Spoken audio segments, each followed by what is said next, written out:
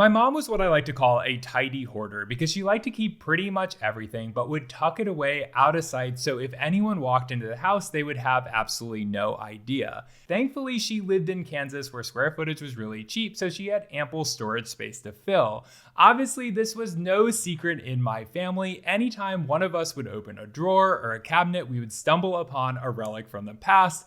For example, when she was initially diagnosed with non-Hodgkin lymphoma in 2014, I decided to clean out our pantry and I stumbled upon boxes of fruit pectin, which are used to make jams and jelly, that expired in January of 1996. That type of stuff doesn't expire very quickly, so it had to have been a few years older than that, and these boxes had been moved to 2 different houses of ours without ever being thrown away. After my mom passed away on January 23rd, 2016, we started sorting through all of the things that she had hoarded over the years.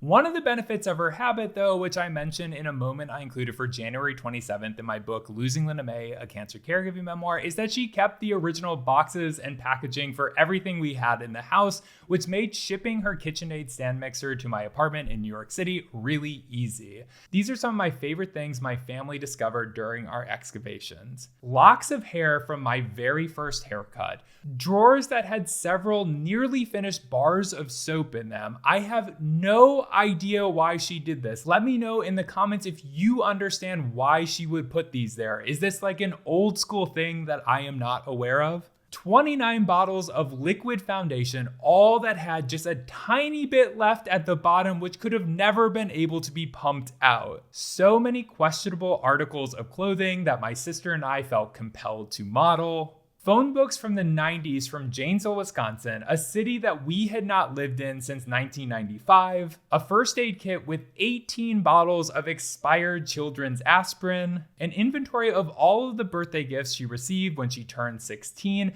bundled with all of the cards that she received. And finally, these interview questions that she must have written for a high school project that revolved around homosexuality, including one that asked if the person knows a homosexual and if being around them made them feel uneasy.